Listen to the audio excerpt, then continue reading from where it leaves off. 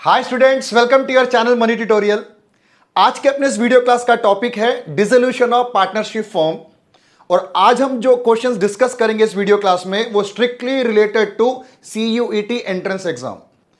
तो आपके CUET exam में जिस एक्सपेक्टेड लेवल के क्वेश्चंस आपसे अकाउंटेंसी डोमेन में पूछ सकते हैं इस चैप्टर से हम उसको डिस्कस करते हैं।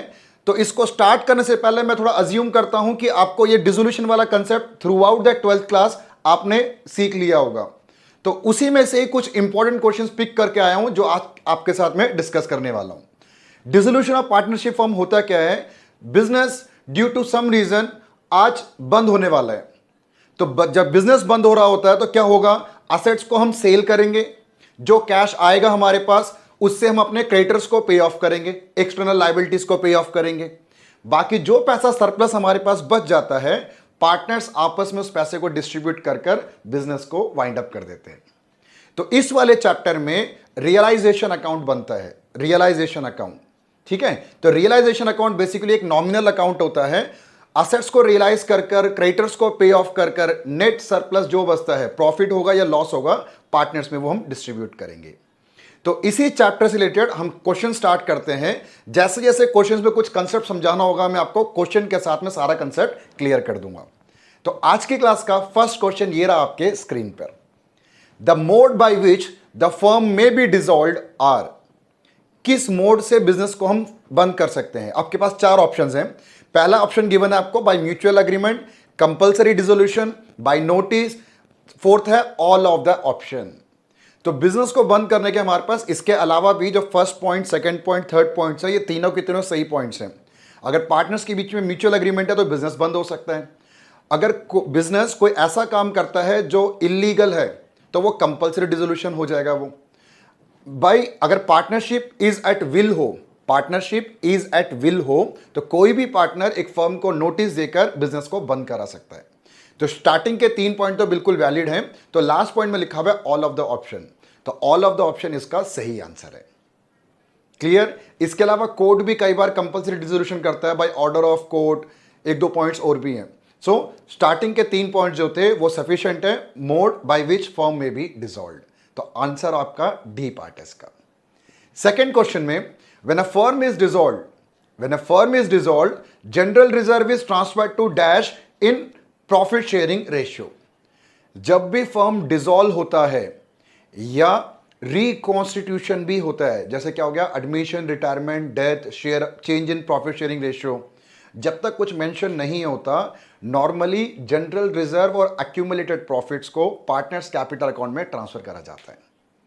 क्लियर? तो इसका आंसर जो फिलिंग द ब्लैंक्स जो हमें पोर्शन गिवन है उसमें हम क्या लिखेंगे? Partners capital account in profit sharing ratio. Clear है ये वाला पॉइंट भी? Next question number 3, the debit balance of profit and loss account is transferred to dash account. Debit balance of profit and loss account है, is transferred to dash account at the time of dissolution of firm. जो P and L account का debit balance है उसे कहां transfer करा जाता है? देखो, जैसे ये बैलेंस शीट है, बैलेंस शीट में लायबिलिटी साइड में जो पी एंड एल अकाउंट लिखा होता है ये होता है basically credit balance. Asset side में जो पी एंड एल अकाउंट होता है उसे वो कहते हैं डेबिट बैलेंस। ये बेसिकली प्रीवियस ईयर के लॉस होते हैं जो बिजनेस के बैलेंस शीट में अभी तक हमने रखा हुआ है, इसको राइट ऑफ नहीं किया। तो क्रेडिट बैलेंस हो या डेबिट बैलेंस हो, प्रॉफिट एंड लॉस अकाउंट का बैलेंस जो है डिसोल्यूशन में सिर्फ और सिर्फ पार्टनर्स कैपिटल अकाउंट में ही ट्रांसफर होता है। तो चार ऑप्शंस आपके पास गिवन है, तो इसका सही आंसर है पार्टनर्स कैपिटल अकाउंट। ये रियलाइजेशन, कैश और बैंक अकाउंट में कभी ट्रांसफर नहीं होता। दोबारा बता रहा हूं, प्रॉफिट एंड लॉस अकाउंट का चाहे क्रेडिट बैलेंस हो या डेबिट बैलेंस हो, इन दोनों को हम पार्टनर्स कैपिटल अकाउंट में ही ट्रांसफर करते हैं। क्लियर? ठीक है, मूव करते हैं क्वेश्चन नंबर 4 की तरफ। Question number 4, the account which is prepared on dissolution of partnership firm is. Dissolution of partnership firm में हम कौन सा अकाउंट प्रिपेयर करते हैं? देखते हैं, आंसर तो हमें पता ही है, फिर भी एक बार देखते हैं क्या ऑप्शंस गिवन है आपको।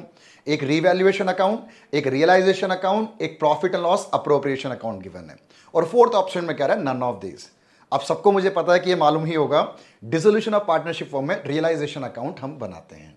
तो इसका आंसर बी है, टिक कर लेते हैं। क्लियर? ठीक है, मूव करते हैं क्वेश्चन नंबर 5 की तरफ। At the time of dissolution of firm, if goodwill appear in balance sheet it is transferred to. अगर बैलेंस शीट में गुडविल है उसे हम कहां ट्रांसफर करते हैं? देखो बैलेंस शीट में कहां गुडविल ट्रांसफर होता है? बैलेंस शीट में गुडविल होता है असेट साइड में, होता है ना। अगर यही एडमिशन, रिटायरमेंट, डेथ या change in profit sharing ratio वाले चैप्टर्स में अगर बैलेंस शीट में गुडविल हो, हम क्या करते हैं? उसको राइट ऑफ करते हैं। राइट ऑफ कहां? पार्टनर्स कैपिटल अकाउंट में ट्रांसफर होता है। ध्यान देना आप, रिकॉन्स्टिट्यूशन ऑफ पार्टनरशिप फर्म में ये जो गुडविल बैलेंस शीट में होता है वो ट्रांसफर होता है पार्टनर्स कैपिटल अकाउंट में, राइट ऑफ करते हैं। डिसोल्यूशन ऑफ पार्टनरशिप फर्म में इस गुडविल को हम बाकी एसेट्स की तरह ट्रीट करते हैं और इसको ट्रांसफर करते हैं हम रियलाइजेशन अकाउंट में। या तो हमारा गुडविल जो है बिजनेस का नाम, या तो वो सेल होगा या नहीं होगा, वो बात की बात है, पर इसको ट्रांसफर करा जाता है रियलाइजेशन अकाउंट के डेबिट साइड में। क्लियर? तो ऑप्शन आपके पास क्या क्या था? Capital account, revaluation account, realisation account और करंट अकाउंट। ए, बी और डी तो गलत है, तो आंसर हमारा सी है। रियलाइजेशन अकाउंट में इसको हम ट्रांसफर करते हैं। समझ आया? 5 क्वेश्चन। 6 क्वेश्चन आपके स्क्रीन पे, पर 6 क्वेश्चन करने से पहले डिस्क्रिप्शन बॉक्स में आप लोग एक बार जरूर देखना, CUET में अकाउंट्स डोमेन के जितने भी चैप्टर्स हैं, मैं सारे चैप्टर्स के आपको MCQ क्वेश्चन प्रोवाइड करने की पूरी कोशिश करूंगा। इसके अलावा 12th के मैथमेटिक्स और अकाउंट्स के जो आपके कोर्स रिलेटेड वीडियोस हैं वो भी आपको मिल जाएंगे, तो उनको भी आप जरूर गो थ्रू करना। और मैथमेटिक्स में जिस स्टूडेंट को जनरल एप्टीट्यूड टेस्ट देना हो तो मैथमेटिकल पार्ट जो होगा उसके भी सारे वीडियोस इस चैनल के प्लेलिस्ट में अवेलेबल हैं। सब कुछ डिस्क्रिप्शन बॉक्स में आपको मिल जाएगा, आपको कहीं और जाने की जरूरत नहीं है, सब कुछ आप वहीं से ही तैयारी कर सकते हो। ठीक है, अब मूव करते हैं क्वेश्चन नंबर 6 की तरफ। ये रहा आपके स्क्रीन पर। On the basis of following data, how much final payment will be made to a partner on firm's dissolution? Partner को कितना पेमेंट करना है डिसोल्यूशन के टाइम पे? Credit balance of capital account of partner was 50,000। Partners के capital account में 50,000 तो है उसका already. Share of loss on realisation amounted to 10,000। जो रियलाइजेशन अकाउंट बनाता है उसमें 10,000 रुपए का उसका लॉस भी है। और last, firms liability taken over by him was ₹8,000। और 8,000 रुपए की लाइबिलिटी थी, फर्म की लाइबिलिटी, जो पार्टनर कहता है कि मैं पे कर दूंगा, मैं पे कर दूंगा। अभी फिलहाल वो पे कर देगा, फर्म इसको क्या करेगा? कंपनसेट करेगा। अभी फिलहाल वो पे करेगा और बाद में फर्म उसको कंपनसेट कर देगा। यही है ना 3 आइटम। तो पार्टनर्स को फाइनली कितना पे करना है, उस पार्टनर को कितना पे करना है? बहुत सिंपल क्वेश्चन है। देखो उसका ऑलरेडी क्रेडिट बैलेंस कितना रुपए था? उसका क्रेडिट बैलेंस ऑफ कैपिटल है 50,000। क्लियर? इसमें उसके पास लॉस एक पड़ा हुआ है। कितने रुपए का लॉस है? वह लॉस है 10,000 का। ठीक है, 10,000 का लॉस इसमें एडजस्ट करेंगे तो कितना आ गया? 40,000 का आ गया। एक और, फर्म की जो लाइबिलिटी थी 8,000 की, पार्टनर अग्री करता है कि मैं उसको पे ऑफ कर दूंगा, बट फाइनली और अल्टीमेटली तो फर्म ने कंपनसेट करना ना उस 8,000 रुपए को। तो 8,000 रुपए फर्म से उस पार्टनर को मिलेगा। तो कितना हुआ टोटल? हो रही है, इसको और प्लस कर दो, 40,000 तो मिलेगा ही मिलेगा, 8,000 और मिलेगा उसको। ये हो गया total 48,000। So final payment to that particular partner is 48,000। जब तक क्वेश्चन में कुछ और नहीं लिखा हुआ तो 48,000 की उसकी हम फाइनल पेमेंट करेंगे। क्लियर ये भी? अच्छा, ऑप्शन में है, ऑप्शन में बिल्कुल है, ए वाला पार्ट है, ए वाले पार्ट को टिक कर लेते हैं हम। क्लियर? ठीक है, मूव करते हैं क्वेश्चन नंबर 7 की तरफ। Unrecorded asset when realised is credited to partners capital account, current account, realisation account, bank account. Unrecorded asset है, जब उसको हम बेचेंगे तो किस अकाउंट को हम क्रेडिट करते हैं? देखो एक बार, रियलाइजेशन अकाउंट, रियलाइजेशन अकाउंट ऐसे टी शेप का, असेट्स को हम डेबिट साइड में ट्रांसफर करते हैं, लायबिलिटीज को क्रेडिट साइड में ट्रांसफर करते हैं। जब असेट को रियलाइज किया जाता है, डेबिट से उठकर क्रॉस एंट्री के हिसाब से क्रेडिट साइड में जाता है। तो एक बात याद रखना, असेट चाहे वो रिकॉर्डेड हो या अनरिकॉर्डेड हो, कभी भी उसको हम रियलाइज करेंगे तो हमेशा क्रेडिट साइड में बाय बैंक, और यहां पे लिखेंगे अनरिकॉर्डेड असेट। ठीक है, इसकी जर्नल एंट्री क्या होती है? बैंक अकाउंट डेबिट या कैश अकाउंट, दोनों में से किसी को भी प्रेफरेंस दे सकते हैं। Bank debit oblique cash, bank account oblique cash account debit to realisation account, ये इसकी जर्नल एंट्री होती है। पर अभी क्या पूछ रहा है? किस अकाउंट को क्रेडिट करेंगे? क्रेडिट किसको करेंगे हम? रियलाइजेशन अकाउंट को। चाहे रिकॉर्डेड हो या अनरिकॉर्डेड एसेट हो, कभी भी वो रियलाइज हो तो रियलाइजेशन अकाउंट को हम क्रेडिट करते हैं। ये वाला भी क्लियर? ऑप्शन में है आपके पास, ऑप्शन में आपका सी इसका आंसर है, तो सी को टिक कर लेते हैं। क्लियर? चलो मूव करते हैं क्वेश्चन नंबर 8 की तरफ। 8th क्वेश्चन कह रहे हैं, At the time of dissolution of firm, at the time of dissolution of firm, debtors were rupees 17,000, out of which 500 become bad, 500 रुपए तो डूब गए, and the rest realized 60%. बाकी जो रह गए थे 500 रुपए डूबने के बाद बाकी कितने रह गए? 16,500 रह गए ना। 16,500 जो रह गए उसमें से भी सिर्फ 60% ही मिल पाया, 60% ही अमाउंट रिकवर हो पाया। Which account will be debited and by how much amount? तो हम किस अकाउंट को डेबिट करेंगे और कितने रुपए से डेबिट करेंगे, देख लेते हैं इसको हम एक बार। तो पहले तो हमारे पास 17,000 के डेटर्स थे, इसमें से बैड डेट्स कितना हुआ? 500, तो कितना रह गया? 16,500। इस 16,500 का भी कितना मिला? सिर्फ हमें इसका मिला 60%। 2 0 कैंसल, 0 99, ठीक है। 9,900 रुपए हमें मिल गए। ये तो क्लियर है यहां तक ही। अब इसको हम कौन से अकाउंट में लिखते हैं? सबसे पहले तो मैं आपको समझाता हूं। ये रियलाइजेशन अकाउंट के डेटर रियलाइज हो रहा ना बाय बैंक, ब्रैकेट में लिखेंगे डेटर्स, कितना? 9,900। ये अकाउंट कौन सा हमारा? Realisation account. क्लियर है? अब इसकी जर्नल एंट्री क्या होती है? जर्नल एंट्री होती है bank account debit to realisation account, bank account debit to realisation account. By जो होता है रियलाइजेशन में हमेशा डेबिट होता है। Bank account debit to realisation account, bank या कैश, हम कुछ भी लिख सकते हैं, बैंक ऑब्लिक कैश, दोनों पॉसिबल है। तो आपसे क्वेश्चन में पूछ रहा है किस अकाउंट को डेबिट करेंगे? भाई कैश को डेबिट करेंगे, है ना आपके पास सी ऑप्शन है, बैंक ऑब्लिक कैश, प्रेफरेंस हम किसी को भी डाल सकते हैं वहां पर। तो कैश अकाउंट डेबिट किया जाएगा कितने से? 9,900 रुपए से। तो आपका ऑप्शन सी है। नेक्स्ट क्वेश्चन पे मूव करते हैं, क्वेश्चन नंबर 9th है, at the time of dissolution of partnership an unrecorded asset taken by X a partner is debited to. Unrecorded asset उसको एक पार्टनर एक्स लेकर गया, तो उस किसको डेबिट करेंगे? 4 ऑप्शन है, एक्स के कैपिटल को, रियलाइजेशन को, कैश को, नन ऑफ द अबव। देख लेते हैं एक बार इसको अच्छे से देख लेंगे तो फिर हमें इजीली समझ आ जाएगा। ये बेसिकली कहां पर? रियलाइजेशन अकाउंट में, चाहे रिकॉर्डेड असेट हो बुक्स में या अनरिकॉर्डेड असेट हो, अगर कोई पार्टनर लेकर जाता है वो क्रेडिट साइड में एंट्री होती है। असेट को ट्रांसफर तो डेबिट साइड में करा जाता है, कोई पार्टनर लेके जाएगा तो उसे हम क्रेडिट साइड में, तो एंट्री हो जाएगी बाय एक्स कैपिटल अकाउंट और ब्रैकेट में जो भी असेट है उसका नाम, ठीक है। तो इसकी जर्नल एंट्री क्या बनती है? इसकी जर्नल एंट्री बनती है X capital account debit to realisation account, X capital account debit to realisation account. और आपसे अभी क्या पूछ रहा है वो कि किसको हम डेबिट करेंगे? तो डेबिट किसको करेंगे? हम एक्स को डेबिट करेंगे। समझ आ गया? अगर पूछता कि किसको क्रेडिट करेंगे तो आंसर देते रियलाइजेशन अकाउंट। एक बार आप जर्नल एंट्री बना के देख लो, फिर जैसे क्वेश्चन पूछ रहे हैं डेबिट करना है कि क्रेडिट करना है, उसके अकॉर्डिंग आप आंसर देना। सबसे पहले तो मैंने क्या समझाया कि रियलाइजेशन अकाउंट में उसकी एंट्री कहां होगी? रियलाइजेशन में वो क्रेडिट साइड में एंट्री होगी। इसके अकॉर्डिंग मैंने जर्नल एंट्री पास किया। क्लियर है यहां तक? तो क्वेश्चन में पूछ रहा है किसको डेबिट करेंगे? भाई डेबिट करेंगे एक्स कैपिटल अकाउंट को। देखो कितना सिंपल, समझ आ गया? ठीक है।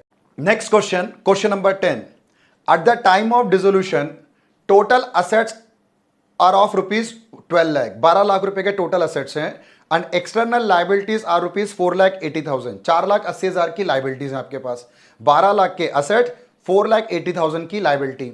इफ द असेट रियलाइज्ड 120%, 120% पे असेट्स को हमने बेच दिया, इसका मतलब होता है 20% हमने अपने असेट्स को महंगा बेचा है, 20%। And realisation expense paid were 16,000, और साथ में हमने क्या किया? रियलाइजेशन एक्सपेंस भी पे कर दिया, ठीक है। द गेन और loss on realisation will be, तो रियलाइजेशन में हमें कितने का प्रॉफिट हुआ और कितने का लॉस हुआ।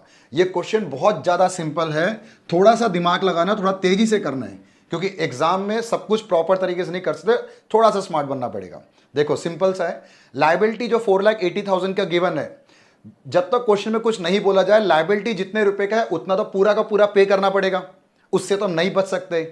तो लाइबिलिटी को पूरा का पूरा 4,80,000 हम पे करेंगे। सो लाइबिलिटी की पेमेंट में ना हमें प्रॉफिट हुआ ना हमें लॉस हुआ, जितना पे करना था उतना पे करेंगे। फर्स्ट पॉइंट, लाइबिलिटी को छोड़ दो। असेट हमारे पास 12 लाख रुपीस के थे, है ना, उसको हमने क्या किया? 20% प्रॉफिट में बेचा। 120% में रियलाइज हुआ ना, 120 में 100 तो उसकी कॉस्ट प्राइस ही होगी, तो 20% ही तो एक्स्ट्रा प्रॉफिट होगा। तो 12 लाख का 20% हमारा असेट में प्रॉफिट है, profit on sale of asset. 12 lakh का कितना 20%, 2,40,000 इतने का प्रॉफिट है। चलो यहां तक तो सिंपल। अब साथ में क्या है हमारे पास, रियलाइजेशन या डिसोल्यूशन एक्सपेंसेस भी हैं। वो कितने हमारे पास 16,000 रुपए का एक्सपेंस भी है। ये तो हमारे पास प्रॉफिट है पर 16,000 का एक्सपेंस भी है, तो एक्सपेंस तो उसको कम कर देगा ना, तो इसमें से माइनस कर दो। 2,24,000 हमारे हाथ में नेट प्रॉफिट है। तो ऑप्शन में है क्या आपके पास, ए बी सी डी में देख लो, डी आपका लिखा हुआ गेन 2,24,000। तो यही हमारा आंसर है। समझ आया? इसमें लायबिलिटी का कोई रोल नहीं है। लायबिलिटी के बारे में जब तक कुछ नहीं बोला जाए, जितने रुपए की लायबिलिटी है पूरी की पूरी पे करना पड़ेगा। तो लायबिलिटी की पेमेंट में ना प्रॉफिट हुआ ना लॉस हुआ, उसको हटा दो।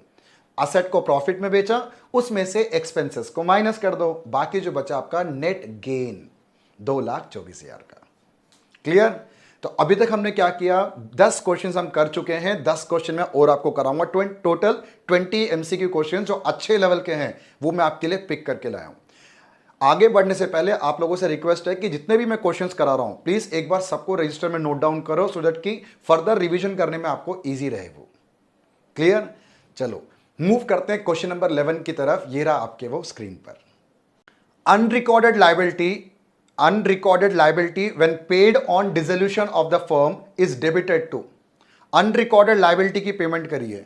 अच्छा पहले तो हम ये देखते हैं कि अनरिकॉर्डेड लायबिलिटी की रियलाइजेशन अकाउंट में कहां पेमेंट होती है। ये रहा रियलाइजेशन अकाउंट, ये debit side credit side. Liability को यहां ट्रांसफर करा जाता है, उसकी पेमेंट कहां होती है, डेबिट साइड में होती है, टू बैंक या कैश, कुछ भी लिख सकते हैं ये। अनरिकॉर्डेड लायबिलिटी, इसकी जर्नल एंट्री क्या बनती है, realisation account debit to bank या कैश। ठीक है? लायबिलिटी चाहे रिकॉर्डेड हो या अनरिकॉर्डेड हो, अच्छे से समझना, लायबिलिटी चाहे रिकॉर्डेड हो या अनरिकॉर्डेड हो, हमेशा उसको डेबिट साइड में पेमेंट होती है, रियलाइजेशन डेबिट टू बैंक। अब क्या पूछ रहा है, unrecorded liability when paid on dissolution of a firm is debited to. Debited में क्या आएगा, डेबिटेड में आएगा रियलाइजेशन अकाउंट। अगर क्वेश्चन में क्रेडिटेड पूछता तो कैश या बैंक को टिक करता, डेबिटेड पूछ रहा है तो क्या आपने आंसर देना है, रियलाइजेशन अकाउंट को। क्लियर? ठीक है, मूव करते हैं क्वेश्चन नंबर 12 की तरफ। 12th question number 12। Annu, Bina and Charan are partners, 3 partners हैं। The firm had given a loan of ₹20,000 to Bina. Firm ने लोन दिया है, पार्टनर्स लोन फर्म ने दिया है, तो फर्म के लिए ये जल्दी बताओ असेट है कि लायबिलिटी है, सोच लो पहले आप। फर्म ने लोन दिया है बीना को, फर्म के लिए असेट है कि लायबिलिटी है, असेट है, तो फर्म के लिए ये असेट है। बैलेंस शीट में Beena's loan 20,000। They decided to dissolve the firm. ठीक है, in the event of dissolution the loan will be settled by. इस लोन को कहां डाला जाएगा, transferred it to debit side of realisation account, transferred it to credit side of realisation account, C transferred it to debit side of Beena's capital account, D Beena paying Annu and Charan privately. ठीक है, अब चारों में से क्या ऑप्शन है, ऑप्शन हमने पढ़ लिए, मैं आपको क्लियर बताता हूं। अगर बैलेंस शीट में पार्टनर का लोन लायबिलिटी साइड में एग्जिस्ट करता है, दैट मींस फर्म ने पार्टनर से लोन लिया है, ये तो कहां जाएगा, ये सीधा सीधा कैश अकाउंट के या बैंक अकाउंट के क्रेडिट साइड में जाता है। अगर पार्टनर्स का लोन असेट साइड में होता है तो ये डायरेक्टली चला जाता है पार्टनर्स कैपिटल अकाउंट में। तो ये असेट साइड का लोन है कि लायबिलिटी साइड का लोन है, असेट साइड का लोन है। तो अच्छे से ध्यान देना, असेट साइड का लोन कहां ट्रांसफर होगा, पार्टनर्स कैपिटल अकाउंट के डेबिट साइड में। तो सी वाला ऑप्शन देखो, transferring it to debit side of Beena's capital account. तो आंसर आपका सी है इसमें। समझ आया? मैंने आपको दोनों बात समझा दिया। अगर लोन, पार्टनर का लोन, उसके स्पाउस वगैरह का नहीं, पार्टनर का लोन अगर लायबिलिटी में हो तो कैश या बैंक अकाउंट के क्रेडिट साइड में ट्रांसफर होता है। पार्टनर का लोन अगर असेट साइड में हो तो पार्टनर्स कैपिटल अकाउंट के डेबिट साइड में ट्रांसफर होता है। तो इसको हम कहां ट्रांसफर करेंगे, पार्टनर्स कैपिटल अकाउंट के डेबिट साइड में। क्लियर? ठीक है, मूव करते हैं आगे क्वेश्चन नंबर 13 की तरफ। On dissolution of firm fictitious assets are transferred to. Fictitious asset, चाहे वो डिसोल्यूशन ऑफ पार्टनरशिप फर्म हो या रिकॉन्स्टिट्यूशन हो, इसको हमेशा कहां ट्रांसफर किया जाता है? पार्टनर्स कैपिटल में ही ट्रांसफर करा जाता है। कुछ और सोचना भी नहीं है, सीधा का सीधा पार्टनर्स कैपिटल अकाउंट, बस खत्म, पूरा का पूरा पार्टनर्स कैपिटल अकाउंट के डेबिट साइड में ट्रांसफर हो जाता है। तो ऑप्शन में है capital account credit, realisation debit, capital account debit, realisation credit. Answer आपका सी है। सी पे टिक करो, क्वेश्चन खत्म हो गया। फिक्टिशियस असेट्स हमेशा ही पार्टनर्स कैपिटल अकाउंट के डेबिट साइड में ट्रांसफर होते हैं। क्लियर? ठीक है, देखो कितनी जल्दी से कितने स्पीड से हम कर रहे हैं, पर कोई भी क्वेश्चन आपने मिस नहीं करना। ये 20 क्वेश्चन तो अच्छे से करना ही है। मैं कोशिश करूंगा कि इसी डिसोल्यूशन के टॉपिक में और मुझे अच्छा क्वेश्चन मिलेगा तो एक और पार्ट में मैं डिलीवर करूंगा उसको भी आपको। और आप भी मुझे कमेंट सेक्शन में बताना कि आपको और कौन से चैप्टर्स की वीडियो चाहिए। कोई भी क्वेरीज हो आप मेरे से पूछ सकते हो, मैं पूरी कोशिश करूंगा आपको मैं हेल्प करने के लिए। Question number 14, on dissolution of a firm in which ratio profit on loss on dissolution is distributed among the partner. Profit और लॉस को किस रेशियो में बांटा जाता है? बहुत सिंपल है, in their profit sharing ratio. और कोई रेशियो है नहीं, जो उनका अग्रीड रेशियो होता है पार्टनर्स का, हमेशा उसी रेशियो में प्रॉफिट और लॉस को ट्रांसफर या डिस्ट्रीब्यूट किया जाता है। तो A B C D equally capital ratio वगैरह तो है नहीं, आंसर इसका बी है, प्रॉफिट शेयरिंग रेशियो में। सिंपल था ये भी, ठीक है। Question number 15, on dissolution of a firm amount received from sale of unrecorded asset is credited to। dissolution of firm, amount received from a sale of unrecorded asset, from a sale of unrecorded asset is credited to। किस account को credit करेंगे हम? देखते हैं। देखो ये आपका realisation account है, चाहे रिकॉर्डेड असेट हो या अनरिकॉर्डेड असेट हो, कभी भी वो रियलाइज करेंगे। मैंने कुछ देर पहले समझाया था, वो यहां पर आएगा बाय बैंक या कैश, बैंक या कैश। इसकी जर्नल एंट्री क्या बनेगी हमारी? इसकी जर्नल एंट्री बनेगी, बाय हमेशा डेबिट होता है, बैंक या कैश को डेबिट कर लो टू रियलाइजेशन अकाउंट। क्लियर? अगर आपसे वो क्वेश्चन में पूछेगा कि किसे डेबिट करेंगे तो आप लिखना बैंक या कैश, जो ऑप्शन में होगा। अगर आपसे वो पूछता है किसे क्रेडिट करेंगे तो आप आंसर देना रियलाइजेशन अकाउंट को। तो देखो ऑप्शन में क्या आपके पास, वो पूछ क्या रहा है वैसे, वो किसको क्रेडिट करेंगे? तो भाई क्रेडिट तो सिंपल रियलाइजेशन अकाउंट। ऑप्शन में डी है, उस डी को आप टिक कर लो। समझ आ रहा है? इजी लग रहा है? तो अभी तक 20 में से हमने 15 क्वेश्चंस कर लिए, 5 क्वेश्चंस और रह गए, उसको भी मैं अच्छे से समझाता हूं फटाफट। ये रहा आपके स्क्रीन में क्वेश्चन नंबर 16th क्वेश्चन में realisation account is what? 4 option हमारे पास, पर्सनल, रियल, नॉमिनल और नन ऑफ द अबव। बहुत सिंपल है, वीडियो के स्टार्टिंग में मैंने आपको समझाया था रियलाइजेशन अकाउंट हमेशा हमारा नॉमिनल अकाउंट होता है। ठीक है, तो नॉमिनल अकाउंट को उसको आप टिक कर दो, खत्म हो गया, सिंपल था। देखो 17th क्वेश्चन, ये सब अच्छे क्वेश्चन हैं। लैंड एंड बिल्डिंग जिसकी बुक वैल्यू है 1,60,000 सोल्ड फॉर रुपीज 3 लाख। 1,60,000 की बिल्डिंग को हमने क्या किया? 3 लाख रुपए में सेल किया through a broker who charged 2% commission on deal. 2% उसने कमीशन चार्ज किया हमसे। ठीक है, जर्नल एंट्री विल बी, उसकी क्या जर्नल एंट्री होगी? जर्नल एंट्री तो अभी कर देंगे। देखो आपके पास 4 ऑप्शंस होगा, आपके स्क्रीन पे ऑप्शंस गिवन नहीं है, पर मैं आपको एंट्री समझा देता हूं। एग्जाम में आपको 4 ऑप्शंस मिलेंगे, आप उसको टिक कर लेना। देखो सबसे पहले तो 3 लाख रुपए का हमने सेल किया, ये तो सिंपल है। 3 लाख में इस ब्रोकर को कितना देना हमें कमीशन? हमें कमीशन देना 2%। 3 लाख का 2% कितना होता है? ये होता है 6,000। तो आपके पास नेट कितना अमाउंट आएगा? 2,94,000। क्लियर है? तो 2,94,000 अगर आप रियलाइजेशन अकाउंट में एंट्री करना चाहो, कोई भी असेट को आप रियलाइज करते हो, चाहे वो रिकॉर्डेड हो या अनरिकॉर्डेड हो, हमेशा क्रेडिट साइड में, बैंक या कैश के नाम से 2,94,000। और अब इसकी जर्नल एंट्री क्या बनेगी? जो इतनी देर से हम कर रहे हैं, बाय हमेशा डेबिट होता है, रूल याद रखना। इसकी जर्नल एंट्री बनेगी bank account debit to realisation account. अगर आपके ऑप्शन में cash account debit to realisation हो तो वो भी बिल्कुल ठीक है, हम बैंक या कैश दोनों में से किसी को भी लिख सकते हैं। जैसे ऑप्शन होगा उसको आप टिक कर लेना। आई होप कि आपको समझ आया पूरा कैलकुलेशन। उसकी कॉस्ट प्राइस से हमें कोई मतलब नहीं होता, जिस रेट पे हमने सेल किया है उस रेट से मतलब होता है। क्लियर है? ठीक है, चलो अब मूव करते हैं क्वेश्चन नंबर 18 की तरफ।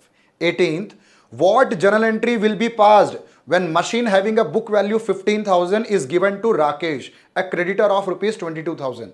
राकेश हमारा क्रेडिटर था, उसको हमने कितना पे करना था? 22,000 पे करना था राकेश को। हम उसको 15,000 रुपए की मशीन दे रहे हैं at an agreed valuation of 12,000।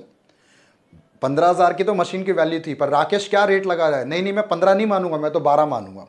तो नेगोशिएशन कर कर उसकी वैल्यू कितनी डिसाइड हुई, 12,000। तो 12,000 की मशीन को हमने राकेश को दे दिया, पर राकेश को टोटल कितना देना था, हमने 22,000 देना था। राकेश को 22,000 देना था, उसको हमने 12,000 की मशीन तो हैंड ओवर कर दिया। तो और कितना पे करना है क्रेडिटर को, 10,000, बाकी 10,000 और देना है। 12,000 तो मशीन के रेट लगाकर ले गया वो, 10,000 क्रेडिटर को और पे करना है towards partial payment of his due. तो उसकी क्या जर्नल एंट्री बनेगी, तो देखो मशीन जो हमने अपने क्रेडिटर को पे किया है उसमें तो कैश वगैरह कुछ भी इन्वॉल्व नहीं है, तो उसकी एंट्री बिल्कुल नहीं होती। क्रेडिटर कभी भी कोई असेट लेकर जाए फर्म से eight the time of dissolution, उसकी कोई एंट्री नहीं होती। पर बाकी बचा हुआ जो 10,000 की हमने पेमेंट करी है उसकी जरूर जर्नल एंट्री होती है। 10,000 पे जो हमने कैश पे किया है उसकी क्या होती है एंट्री, अभी समझा देता हूं। देखो रियलाइजेशन अकाउंट में, ये रहा रियलाइजेशन अकाउंट, किसी भी क्रेडिटर को स्टार्टिंग में ट्रांसफर करना पड़ता है बैलेंस शीट से, तो ट्रांसफर तो हम क्रेडिट साइड में करते हैं, पर उसकी पेमेंट जो है पेमेंट करते हैं डेबिट साइड में, बैंक या कैश के नाम से। कितना, 10,000। क्लियर। 12,000 का तो मशीन हमने हैंडओवर किया, उसकी कोई एंट्री नहीं होती, नो एंट्री। पर बाकी जो हमने पेमेंट किया उसकी एंट्री करेंगे। कैसे, realisation account debit to bank या कैश। तो जो आपका ऑप्शन मिलेगा 4, उसमें से जो आपको ये गिवन होगा उसको आप टिक कर लो। सिंपल ही है, ज्यादा मुश्किल नहीं है, ठीक है ना। हमने through out the 12th class में ये सारी चीजें हमने पढ़ लिया है, पर इसको किस तरीके से अटेम्प्ट करना है एमसीक्यू के साथ, वो सिखाना मेरा मेन पर्पस है। और ये सब आपके काम के क्वेश्चंस हैं, कोई क्वेश्चन आपने मिस नहीं करना इसका, ठीक है। चलो आगे मूव करते हैं क्वेश्चन नंबर 19 की तरफ। On dissolution of a form, goodwill appearing in the balance sheet is transferred to. Balance sheet में गुडविल है तो उसे कहां ट्रांसफर करेंगे। ऐसे ही मिलता जुलता क्वेश्चन पहले भी एक हमने कर लिया, दोबारा कर रहा हूं उसको मैं। बैलेंस शीट में अगर गुडविल हो तो उसे क्या करा जाता है, सिर्फ और सिर्फ हमें उसको रियलाइजेशन अकाउंट में ट्रांसफर करा जाता है। तो रियलाइजेशन अकाउंट के भी कौन से साइड, डेबिट साइड में ट्रांसफर करना है। जैसे बाकी एसेट्स को ट्रांसफर करते हैं ना डेबिट साइड में, वैसे ही गुडविल को भी एक एसेट ट्रीट कर लो जो रियलाइज हो भी सकता है और रियलाइज नहीं भी हो सकता, वो तो बात क्वेश्चन पे डिपेंड करता है। पर जैसे हम मशीन को, डेटर को, स्टॉक को ट्रांसफर करते हैं ना, वैसे ही गुडविल को रियलाइजेशन अकाउंट में ट्रांसफर किया जाता है, पार्टनर्स कैपिटल में ट्रांसफर नहीं होता। क्लियर। तो इसका ऑप्शन जो है आपके पास सी ऑप्शन है, इसका टिक कर लो। क्लियर। चलो मूव करते हैं इस वीडियो क्लास के लास्ट क्वेश्चन की तरफ, question number 20। On the dissolution of a firm, partners capital account balance was 63,000, ठीक है। Creditor balance was 12,000 and profit and loss account debit balance was 6,000। P and L account का debit balance भी है, कुछ देर पहले भी क्या था, पी एंड एल अकाउंट का डेबिट बैलेंस असेट साइड में अपीयर करता है, ये ध्यान देना, वो लॉस होता है फर्म का। Profit on realisation of asset was 78,000। जो भी हमारे असेट को हमने रियलाइज किया है उसको 7,800 के प्रॉफिट में बेचा है। असेट की वैल्यू कितनी थी वो नहीं पता, उसका कॉस्ट है ना, पर उसको 7,800 के प्रॉफिट में बेचा है। The total amount realised from the asset was, तो असेट को बेचकर टोटल कितना पैसा आया। बहुत अच्छा क्वेश्चन है, बहुत बढ़िया क्वेश्चन है। पहली बात तो आपको असेट की वैल्यू कितनी है वो नहीं पता, मिसिंग है, असेट की वैल्यू निकालनी पड़ेगी। जो भी असेट की वैल्यू थी उसको हमने 7,800 के प्रॉफिट में बेचा है, प्रॉफिट और ऐड कर दो उस पर, आप काम खत्म। निकालते हैं, देखो बहुत अच्छा क्वेश्चन है। बैलेंस शीट, ये है हमारा बैलेंस शीट। बैलेंस शीट में क्या क्या गिवन है, सबसे पहले हमें कैपिटल अकाउंट का बैलेंस है, कैपिटल अकाउंट का बैलेंस हमारे पास 63,000, कैपिटल तो लायबिलिटी में आता है, डाल दिया। फिर उसके बाद हमारे पास है क्रेडिटर 12,000 रुपए के, क्रेडिटर्स भी लायबिलिटी में, ये आगे क्रेडिटर्स। उसके बाद हमें गिवन है प्रॉफिट एंड लॉस अकाउंट का डेबिट बैलेंस। डेबिट बैलेंस कहां पर, एसेट साइड में, ये है 6,000 रुपए का। क्लियर। अब हम क्या करेंगे, जो मिसिंग फिगर असेट्स है ना, असेट की वैल्यू ढूंढ लेते हैं। कैसे, लायबिलिटी के टोटल में से असेट को माइनस कर लेते हैं। तो लायबिलिटी का टोटल कितना हुआ, 75,000, 75,000 सेम टोटल असेट का भी होता है ना। 75 में से 6 गया तो बचा 69,000, ये आ गया सन्ड्री असेट्स, ये हमारा बैलेंस है। तो जो असेट्स अभी हमने सेल किया है उसकी एक्चुअल वैल्यू 69,000 है। अब 69,000 के एसेट को कितने प्रॉफिट में बेचा है? 7,800 के प्रॉफिट में बेचा है। तो सेल कितने में किया? सेल किया 76,800 में। यही तो पूछ रहा था कि कितने में सेल किया, तो सेल वैल्यू है 76,800। है हमारे ऑप्शन में? बिल्कुल है, बी है। बी को हम टिक कर लेते हैं। समझ आया? तो 20 क्वेश्चन हमने कर लिया और मुझे उम्मीद है आपको 20 के 20 क्वेश्चन अच्छा लगा होगा और आपको समझ भी आया होगा। एक बार दोबारा बताता हूं, इसको जरूर नोट डाउन करके रखना। आपको और भी कुछ क्वेश्चन चाहिए या कोई डाउट हो, क्वेरी हो, आप मेरे से पूछ सकते हो, मैं बताने की पूरी कोशिश करूंगा। डिस्क्रिप्शन बॉक्स में आप देखो, और भी रिलेटेड वीडियोस के लिंक्स आपको मिल जाएंगे। आपका वन स्टॉप सॉल्यूशन है अकाउंट्स डोमेन और मैथ्स डोमेन के सारे क्वेश्चंस में आपको प्रोवाइड करने की पूरी कोशिश करूंगा मैं। और डिसोल्यूशंस के क्वेश्चंस अगर मुझे डिलीवर करना हो तो पार्ट 2 में डिलीवर करूंगा। फिलहाल सारे चैप्टर्स के लिए मैं इंपॉर्टेंट लेवल के एमसीक्यू क्वेश्चंस आपको पहले में प्रोवाइड करता हूं। तो इस वीडियो के लिए इतना ही। मिलता हूं आपसे नेक्स्ट वीडियो में कुछ और क्वेश्चंस और टॉपिक लेकर। जाने से पहले अगर आपको ये मेरा वीडियो अच्छा लगा और नॉलेज गेन किया तो प्लीज इसे लाइक, शेयर और सब्सक्राइब आप जरूर करना। मिलता हूं आपसे नेक्स्ट वीडियो में।